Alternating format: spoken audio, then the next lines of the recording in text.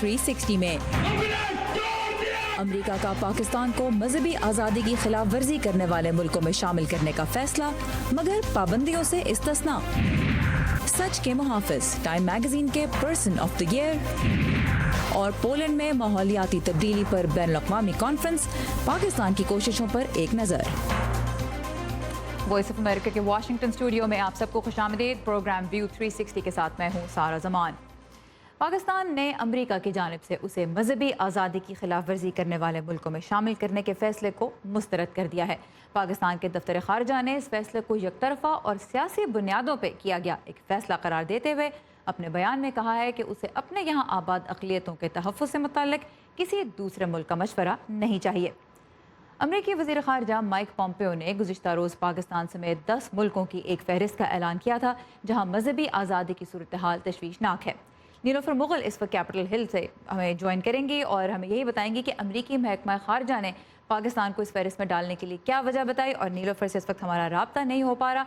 बहरहाल अमरीकी महकमा ख़ारजा में बैनुल-अक़वामी मजहबी आज़ादी के लिए जो एम्बेसडर एट लार्ज हैं डॉक्टर सैमुअल ब्राउनबैक, उन्होंने गुज़िश्ता रोज़ अमरीका के जो अवामी नुमाइंदे हैं उन्हें एक ब्रीफिंग के दौरान वो वजूहात बताएं जिनकी बिना पे पाकिस्तान को इस फहरिस्त में डाला गया है। पाकिस्तान ने तौहीन मज़हब के कवानीन पर अमल दरामद जारी रखा हुआ है। ये हमारे लिए बाइस तशवीश मसला है और उन कवानीन को दुनिया भर से ख़त्म किए जाने की ज़रूरत है। दुनिया में तौहीन मज़हब की वजह से जितने लोग जेलों में हैं उनमें से आधे पाकिस्तान में हैं। वो अहमदियों को अपने मज़हब पर अमल पैरा होने की इजाज़त नहीं देते। अहमदियों को खुद को मुसलमान कहने की भी इजाज़त नहीं। पाकिस्तान में अभी भी तशद्दुद होता है। नई हुकूमत ने सूरत हाल में तब्दीली की ख्वाहिश का इज़हार किया है। हाल ही में जब तौहीन मज़हब के इल्ज़ाम में कैद एक फ़र्द की रिहाई पर मुज़ाहरे हुए तो उन्होंने मुज़ाहिरों के कई कायदीन को गिरफ्तार किया। ये एक मुस्बत इशारा है। पाकिस्तान इससे पहले वॉच लिस्ट में था, इस मरतबा कंट्रीज़ ऑफ पर्टिकुलर कंसर्न की लिस्ट में शामिल हो गया। डॉक्टर ब्राउनबैक ने कल सहाफ़ियों से बात करते हुए उनको ये भी बताया कि जिन 10 मुल्कों के नाम सामने आए हैं उनमें से 8 पे तो मुख्तलिफ़ किस्म की पाबंदियाँ लागू होंगी। ख़ासतौर पर वो पाबंदियाँ जारी रहेंगी जो माजी में लागू हो चुकी हैं। पाकिस्तान और सऊदी अरब वो 2 वाहिद मुल्क हैं जिन्हें कौमी मफाद के मद्देनज़र पाबंदियों के इतलाक़ उनके ऊपर नहीं किया जा रहा, बाकी 8 मुल्कों पर हो रहा है। सो पाकिस्तान और अमेरिका दोनों का इस वक्त जो इख्तिलाफ़ राय चल रहा है इस मामले पे, उसके बारे में मज़ीद आप पढ़ सकते हैं हमारी वेबसाइट urduvoa.com पर, और हम अपने रेडियो प्रोग्राम में भी इसी मौजू को आगे बढ़ाएंगे। पाकिस्तान के दफ्तर खारजा ने आज जो बयान जारी किया उसमें अक़लियतों के हुकूक़ से मुतल्लिक़ इक़दामात की तफसील दी और साथ ही ये भी बताया कि मुल्क का आइन तमाम अक़लियतों के साथ मसावी सलूक की ज़मानत देता है और उनके लिए पार्लियामान में मखसूस नशिस्तें भी रखी गई हैं।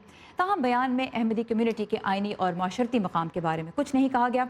दफ्तर खारजा ने अपने बयान में अमेरिका पर भी तनकीद की है और कहा है कि पाकिस्तान को मजहबी आज़ादी के हवाले से मखसूस मुल्कों की फहरिस्त में डालने से एक तरफ तो जानिबदारी वाज़े तौर पर झलकती है, ये गैर ज़रूरी इक़दाम पाकिस्तान के मुताबिक जिन लोगों ने उठाया है उनकी अपनी गैर जानिबदारी और काबिलियत पर भी सवालिया निशान लगा हुआ है।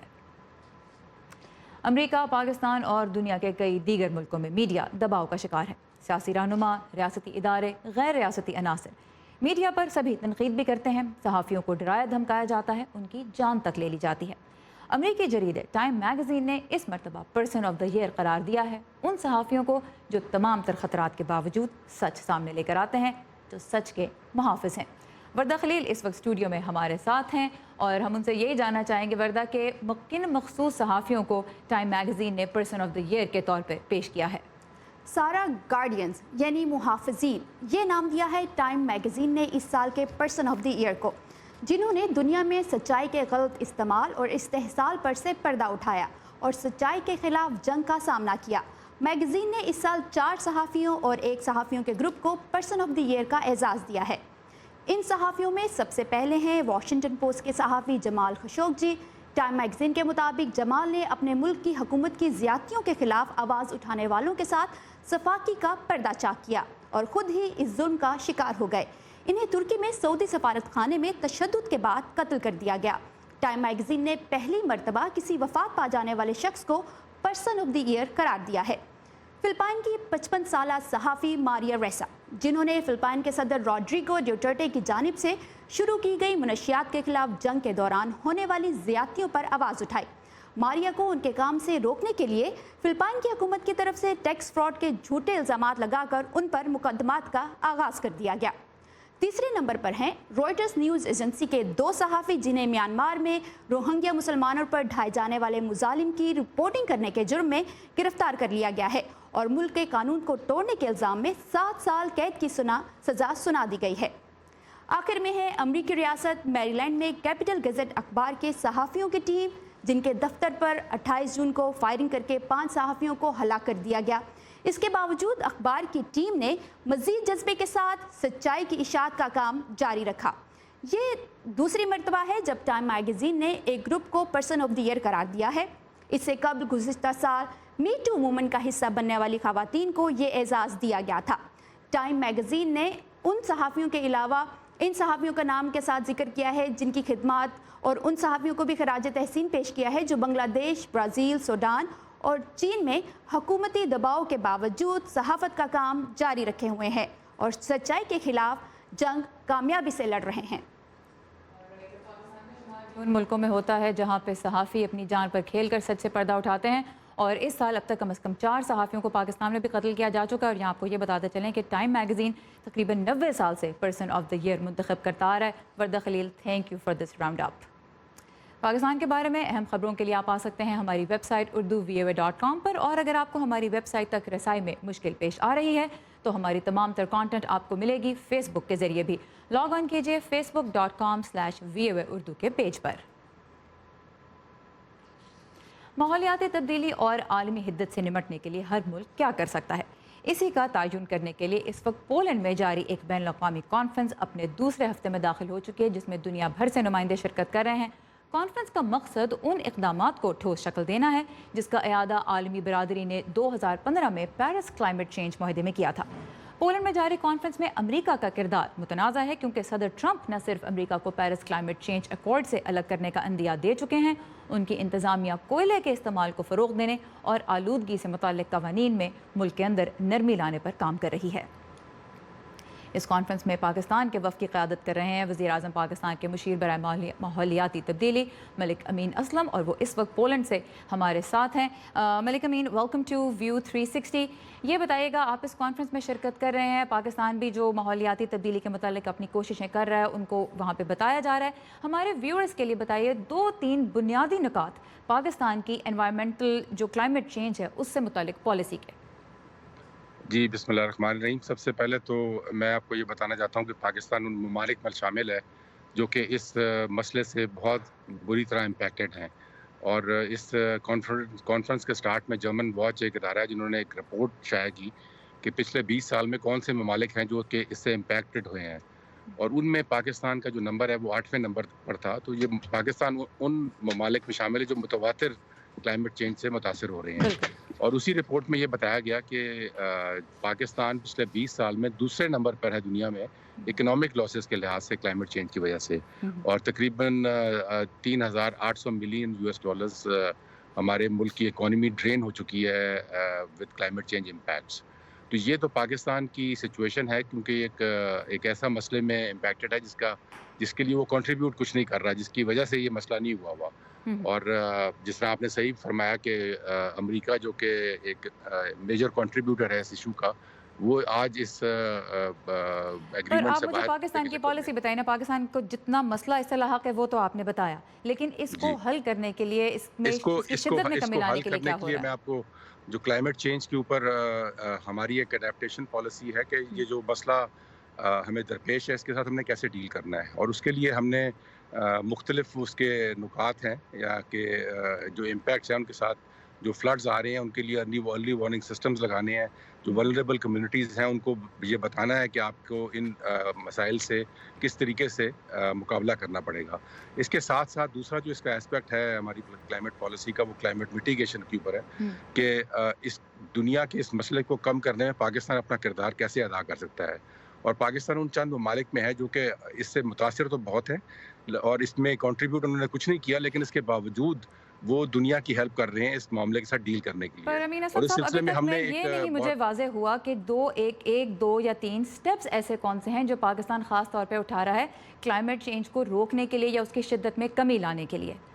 جی، کلائمیٹ چینج کی شدت میں کمی لانے کے لیے پاکستان نے 1 ارب درخت لگائے ہیں پچھلے 5 سال کے اندر، اور یہ وہ کام ہے جو کہ اور کسی ملک نے نہیں کیا، اور اس کو اس کانفرنس کے اوپر باقاعدہ ریکگنائز کیا گیا ہے کہ پاکستان کے چھوٹے سے ایک صوبے نے خیبر پختونخوا کے صوبے نے پچھلے 5 سال میں 1 ارب درخت لگائے، اور یہ درخت نہ صرف لگائے بلکہ اس کو ایک گلوبل اس کانفرنس کے ماتحت ایک ادارہ ہے بون چیلنج کا، اس میں ہم نے ایک ٹارگٹ اپنے آپ کو دیا اور اس ٹارگٹ کو میٹ کیا۔ Pakistan was the first anti جس نے اس ٹارگٹ کو میٹ کیا، اور اگلے 5 سال کے لیے ہم نے یہ تہیہ کیا کہ انشاءاللہ ہم نے اس کو 10 ٹائمز بڑھانا ہے، یعنی کہ 10 ارب درخت پاکستان میں ہم نے لگانے ہیں۔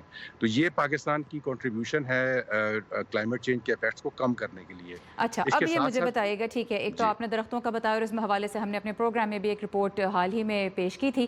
یہ بتائیے کہ جو کمیونٹیز پاکستان میں اس سے سب سے زیادہ امپیکٹ ہو سکتی ہیں، اس میں زراعت کے شعبے سے منسلک افراد ہیں، ساحلی علاقوں میں ماہی گیری سے جن کا تعلق ہے وہ افراد شامل ہیں، ان کی مدد کے لیے یا ان کو اڈیپٹیبل بنانے کے لیے کیا کیا جا رہا ہے؟ جی، اس میں آپ نے جو صحیح فرمایا کہ ہمارا ایگریکلچر جو ہے وہ تقریباً 20% ہماری جو اڈیپٹیشن ہے وہ ایگریکلچر کے اوپر فوکسڈ ہے، اور اس میں کلائمیٹ سمارٹ ایگریکلچر کے نام سے ایک پروجیکٹ شروع کیا گیا دنیا میں، اور وہ دنیا کی 33 کنٹریز میں شروع کیا گیا اور جن میں پاکستان بھی شامل ہے، اور اس کی جو رپورٹ جہاں پر لانچ کی گئی ہے COP24 میں وہ پاکستان نے ہی کی ہے، اور ہم اپنے فارمرز کو اس چیز کے متعلق بتائیں گے کہ یہ جو آگے موسمیاتی تبدیلیاں آ رہی ہیں ان کے ساتھ بہتر نمنڈکلی کون سے بہتر سیڈز لگانے ہیں، کس طریقے سے انہوں نے اپنی کراپنگ پیٹرن کو چینج کرنا ہے، کس طریقے سے اپنے پانی کو بہتر مینیج کرنا ہے، تو وہ انشاءاللہ ہم پاکستان کے 8 ڈسٹرکٹس کے اندر یہ پروجیکٹ لے کر جا رہے ہیں ایٹ دی انیشل سٹارٹ، جن میں سے 5 پنجاب میں ہیں اور 3 سندھ میں ہیں، لیکن یہ دنیا کے 33 جس طرح میں نے آپ کو بتایا ممالک میں یہ چیز ہو رہی ہے۔ اس کے ساتھ ساتھ جو ساحلی کمیونٹیز ہیں ان کو اڈیپٹیشن کے لیے سب سے بڑا جو ان کے پاس ہتھیار ہوتا ہے وہ مینگرووز کا ہوتا ہے، کیونکہ مینگرووز جو ہیں وہ آپ کے اسٹارم سرجز کو بھی اور سائیکلونز کو بھی مقابلہ کرنے میں کردار ادا کرتے ہیں۔ تو پاکستان ایک یہیں پر ایک اسٹڈی لانچ ہوئی جس کے مطابق پاکستان نے پچھلے 10 سال کے اندر اپنے مینگرووز میں اضافہ کیا ہے، حالانکہ دنیا میں مینگرووز میں کمی آ رہی ہے 2% کی ہر سال کے لحاظ سے۔ آلرائٹ، ملک امین اسلم جو وزیر اعظم پاکستان کے مشیر برائے ماحولیاتی تبدیلی ہیں، پولینڈ سے اس وقت بذریعہ اسکائپ ہمارے ساتھ تھے، آپ کے وقت کا بہت شکریہ۔ Thank you. پاکستان میں ماحولیاتی آلودگی کی ایک بہت بڑی وجہ ہے پلاسٹک، خصوصاً پلاسٹک کے تھیلے۔ دنیا کے کئی ملکوں میں تو پلاسٹک کے ایک بار قابل استعمال لفافوں پر مکمل یا جزوی پابندی ہے۔ پاکستان کے صوبہ سندھ میں بھی اب صوبائی حکومت نے ان تھیلوں پر پابندی عائد کر دی ہے، مگر متبادل کے بارے میں کیا سوچا جا رہا ہے، یہ جانتے ہیں اب سلیم خان کی اس رپورٹ میں۔ کراچی میں روزانہ 13,000 ٹن کچرا پیدا ہوتا ہے، اس میں 70% کچرا پلاسٹک پر مشتمل ہوتا ہے۔ اس کچرے کا ایک بڑا حصہ ہیں پلاسٹک کے تھیلے، جنہیں لوگ ایک بار استعمال کر کے پھینک دیتے ہیں۔ یہ تھیلیاں نہ صرف شہر کی گندگی میں اضافہ کر رہی ہیں بلکہ نکاسی آب کا نظام بھی بری طرح متاثر کرتی ہیں، اور سمندر میں جا کر یہ آبی حیات کے لیے موت کا باعث بن رہی ہیں۔ ایک جملہ عام طور پہ یہ کہا جاتا ہے کہ انسان نے جو پہلا پلاسٹک بنایا ہوگا آج سے تقریباً 150 سال پہلے، وہ ابھی بھی ماحول کا حصہ ہے، اور شارکس، کیٹ فش، بیراکوڈا اور دوسری مچھلیوں کے جسم پر پلاسٹک کی چیزوں کا پھنس جانا، اس میں اس کو پھنس کے مرنا ایک اب کوئی ریئر ایونٹ نہیں ہے۔ کراچی میں اکثر مقامات پر کچرا جلایا بھی جاتا ہے۔ پلاسٹک جلنے سے پیدا ہونے والا دھواں فضا کو زہر آلود کر رہا ہے۔ سندھ حکومت نے پلاسٹک کے لفافوں کے استعمال کی حوصلہ شکنی کے لیے اس پر پابندی لگا دی ہے۔ اس کا آغاز سکھر سے ہوا اور مرحلہ وار اس کا اطلاق دیگر شہروں پر ہوگا۔ شاپر پہ پابندی لگاتی ہے تو انشاءاللہ ہم ضرور اس کو فالو کریں گے۔ تھوڑی کچھ ٹائم کے لیے ہو سکتا ہے ہمیں مشکل ہے۔ شاپر تو جو ہے نا ہر آدمی کی ضرورت کی چیز ہے یہ کیا، اب کاغذ کی اس کے بجائے تم لاؤ گے نا تو وہ چیز کامیاب نہیں ہوگی۔ Biodegradable plastic bags ہیں، ہم ان کو انٹروڈیوس کرانا چاہ رہے ہیں۔ اس میں صرف یہ ہے کہ کاسٹ جو پلاسٹک بیگ کی ہوتی ہے وہ ملٹیپلائی بائی 2 یا 3 ہو جاتی ہے، پر پھر وہ پھر بھی ڈیمیج کرتا ہے انوائرمنٹ کو، پر بہت ہی کم ڈیمیج کرتا ہے کمپیئر ٹو جو پلاسٹک بیگز ہم یوز کرتے ہیں۔ Try to bring cloth bags. دنیا میں کئی ملکوں نے پلاسٹک کے شاپنگ بیگز کے ماحول پر سنگین خطرات کے پیش نظر اس کے استعمال پر جزوی یا مکمل پابندی لگا دی ہے۔ मेरे हिसाब से तो 100 माइक्रोन से कम की बननी नहीं चाहिए। 100 माइक्रोन और 100 से अबव जो होगी वो एटलीस्ट रीयूजेबल होगी, बायोडिग्रेडेबल। तो जो बनती हैं आपके कॉर्न और ये आपका पोटैटो और इनके सोया फाइबर से, तो ये ज़्यादातर जापान में ये बनता है। ये प्योर बायोडिग्रेडेबल है जो कि तकरीबन 180 डेज़ में ये ख़त्म हो जाती हैं। पाकिस्तान में सन 2002 में एक ऑर्डिनेंस के ज़रिए 15 माइक्रोन से कम मोटाई वाली थैलियों की तैयारी, फ़रोख्त और इस्तेमाल को जुर्म करार दिया गया। खिलाफ वर्जी करने वालों के लिए 50,000 रुपये जुर्माना और 3 माह कैद जैसी सज़ाएं मौजूद हैं, लेकिन इस कानून पर अमल दरामद ना होने के बराबर है। Salim Khan, voice of America, Karachi. और माहौल के हवाले से पाकिस्तान से अब एक अच्छी खबर। दरियाए सिंध में नाबीना डॉल्फिन्स की तादाद में इजाफा नोट किया जा रहा है। सन 2001 में इनकी तादाद चंद 100 तक गिर गई थी, आज 2000 के करीब है। ये कैसे हुआ, जानते हैं इस खुसूसी रिपोर्ट में। दरियाए सिंध के पानी में डॉल्फिन मछलियों की ये उछल कूद बिल्कुल ऐसे ही है जिस तरह दिल के मरीज में जिंदगी की रमक बताने वाली ये लकीर। माहिरीन माहौलियात कहते हैं कि हिंदू कुश के पहाड़ों से बहीरा अरब के गहरे पानियों तक तकरीबन 3000 किलोमीटर तवील ये दरिया एक जमाने में डॉल्फिन मछलियों का मस्कन था। बढ़ती हुई आबादी, माहौलियाती आलूदगी और मौसमियाती तगय्युर ने कुदरत के दीगर शाहकारों की तरह दरियाए सिंध में पाई जाने वाली बीनाई से महरूम डॉल्फिन को भी मादूमी के संगीन खतरे से दो चार कर दिया है।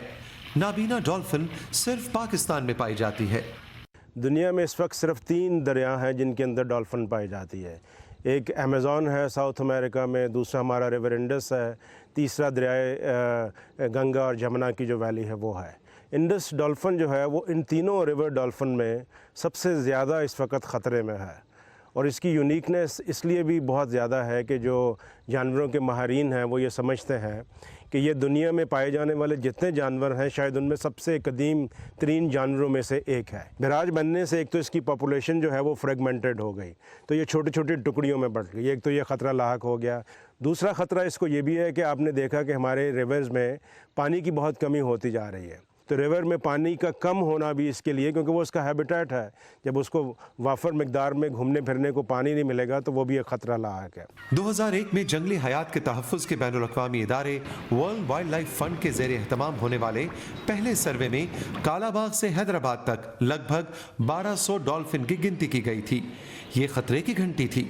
WWF ने चारों सूबों के मुताल्लिका महकमों से मिलकर डॉल्फिन के तहफ़्फ़ुज़ के लिए मनसूबा बंदी की, जिसके बाद डॉल्फिन की कम होती तादाद का सिलसिला रुकता नजर आया, बल्कि इसमें इजाफा नोट किया गया। 2017 में इस दरिया में डॉल्फिन की तादाद तकरीबन 1800 तक पहुंच गई। दरिया के अंदर बहुत सारी आलूदगी अभी शामिल होना शुरू हो गई है। कई शहर हैं जो दरिया के किनारे पे आबाद हैं, जैसे सक्कर का शहर आपने देखा होगा, DG खान है और शहर भी हैं। उनका जो आलूदा पानी है वो फैक्ट्रियों का पानी वो भी खुलेआम दरिया के अंदर शामिल कर दिया जाता है। तो पानी की जो क्वालिटी है वो इस किस्म के कंटामिनेशंस की वजह से, आलूदगी की वजह से भी काफ़ी ख़राब हुई है। ज़ाहिर है अगर जो उसके घर का माहौल अच्छा नहीं है तो वो भी उसके लिए बीमारियों का बायस बनता है। हुकूमत के बर वक्त हरकत में आने और बैनुल-अक़वामी इदारों और मकामी लोगों के ताउन से आज डॉल्फिन्स के तहफ़्फ़ुज़ के बारे में काफ़ी बेदारी पैदा हुई है। इससे दरिया हमारा जो है ना खूबसूरत नज़र आता है, क्योंकि मछली निकलती है 1 महीने के बाद नज़र आती है, ये बार बार नज़र आती है, इसलिए दरिया हमारा खूबसूरत है। काफ़ी लोग शहर के जो है ना इसको मछली समझ के बोलते हैं भाई ये मछली है, लेकिन है तो डॉल्फिन। कानून के निफाज और शहरियों की तरफ से ताउन के नतीजे में बहुत सी डॉल्फिन मौत के मुंह से वापस लाई गई हैं। दरिया पे कोई जाल भी नहीं लगा था, इस पुल बराज से लेके उस पुल तक कोई जाल नहीं लगा था। सबको मना है भाई, इधर जाल वाल कोई नहीं लगा है, सिर्फ कांटों का काम करते हैं जिसमें अल्लाह मियां हमारे को रोजी देता है, हम शुक्र करते हैं। पाकिस्तान मौसमियाती तगय्युर से बुरी तरह मुतासिर होने वाले ममालिक में सर फहरिस्त है। माहिरीन का कहना है कि जंगलात की कटाई, बारिशों के मामूल में खलल, ज़ेर ज़मीन पानी की सतह में कमी और जंगली हयात को लाहक खतरात ऐसे संगीन मसाइल हैं जिनके लिए हुकूमती सतह पर मौसर इक़दामात और शहरियों की तरफ से ऐसे ही ताउन की ज़रूरत है जैसे नाबीना डॉल्फिन के तहफ़्फ़ुज़ के लिए किया गया है। अम्मी, हुक्मरान अमेरिका के हों या हिंदुस्तान के, अफ़गानिस्तान के या फिर पाकिस्तान के, انہیں کچھ نہ کچھ تو کہنا ہے نا اپنے ملک کے لیے. Pakistan has much to gain لیکن ایسے میں ہمارا کام with our کسی حکمران کی بات پر ناراض ہو جانا یا پھر تالیاں بجانا تھوڑا ہی ہے. خدا بس اتنی سمجھ دے کہ جو جیسا کہے ہم اسے ویسے کا ویسا آپ تک پہنچا سکیں. باقی پھر آپ تو سمجھدار ہیں ہی. بڑی جنگ پاکستان ٹیررزم کے خلاف لڑ رہا ہے. اس پروفیشن میں نا امی بس اتنا سا تو خواب ہے. خبر جیسی پہنچی ویسی. ویو 360 صرف آج نیوز پر. کھیل کے میدان میں چوٹ لگنا عام سی بات ہے. کھلاڑی کا انجری کے باعث میدان چھوڑ دینا بالکل بھی حیران کن نہیں. لیکن موسیقاروں اور سازندوں میں انجری بالکل ہوتی ہے. ساز بجانے کے لیے مخصوص اعضاء پر مسلسل دباؤ جو پڑتا ہے. لیکن سپورٹس کے برعکس موسیقاروں میں درد اور چوٹ کی بات عام طور پہ کرنا اچھا نہیں سمجھا جاتا اور یوں وہ اکثر طبی مدد بھی نہیں لیتے. آئیے چلتے ہیں امریکہ کی جانز ہاپکنز یونیورسٹی کے institute for music and medicine جہاں سازندوں کی فٹنس پہ توجہ دی جاتی ہے. چیلسی اسٹریئر ڈبل بیسسٹ ہیں اور یہ پی باڈی کنزرویٹوری میں ان کا پہلا سال ہے. میں دن میں 3 گھنٹے پریکٹس کی کوشش کرتی ہوں. ساتھ ہی عام طور سے چند گھنٹے روزانہ دوسرے ریہرسلز بھی ہوتی ہیں. دیر تک اور مسلسل پریکٹس کرنے کی وجہ سے انہیں درد رہنے لگا. میرے بازو میں پہلے بھی درد رہا ہے لیکن میری کلائی میں پہلے کبھی درد نہیں تھا اور اب میرے بازو میں پہلی والی جگہ پر نیل پڑ گیا ہے. اسٹریئر کے ٹیچر نے انہیں کیمپس پر واقع centre for music and medicine clinic جانے کا مشورہ دیا. ادارے کی سراب بیشٹپگرے کہتی ہیں کہ لوگوں کو اندازہ نہیں ہے کہ ان کے موسیقار کتنا زیادہ زخمی ہوتے ہیں اور ٹینڈنائٹس یا موچ آ جانا عام چوٹیں ہیں. 4 out of 5 musicians who play an instrument will get 5 میں سے 4 ساز بجانے والے اپنے کریئر میں کم سے کم ایک بار ضرور زخمی ہوں گے. ایک اس سے صحت یاب ہو کر دوبارہ موسیقی بجانے کا کام کرے گا. 2 صحت یاب ہو کر موسیقی تو بجائیں گے لیکن انہیں دائمی مسائل رہیں گے جو شدت اختیار کر سکتے ہیں اور بدقسمتی سے کوئی ایک اپنا فن چھوڑنے پر مجبور ہو جائے گا. discontinue their art because of injury. بیشٹپگرے ایک میڈیکل ڈاکٹر ہیں جو گٹار بھی بجاتی ہیں اور ساز بجانے کی خوشی اور درد دونوں کو ہی سمجھتی ہیں. اس پوزیشن میں یہاں نرو یعنی پٹھا مڑ رہا ہے, یوں اس پر دباؤ پڑ رہا ہے. ایسوسیٹ ڈین سارا ہوور کہتی ہیں کہ کیمپس پر کلینک ہونے سے طلباء کو پیغام ملتا ہے. اس سے انہیں احساس ہوتا ہے کہ اس بارے میں بات کرنا غلط نہیں. پریشانی کی صورت میں ٹیچر کے پاس جانا ٹھیک ہے. انہیں اسے اکیلے نہیں سہنا. مجھے پتا چلا کہ مجھے پریکٹس کے دوران وقفہ دینا چاہیے کیونکہ باہر ہو جانے سے بہتر ہے کہ آپ بریک لے لیں. اور اب جان ہاپکنس کے نیورولوجسٹ اور بائیو میڈیکل انجینئرز ایک اسمارٹ گٹار بنانے پر کام کر رہے ہیں جو گٹارسٹ کی انگلیوں اور بازو پر پڑنے والے پریشر کو ناپ سکے گا.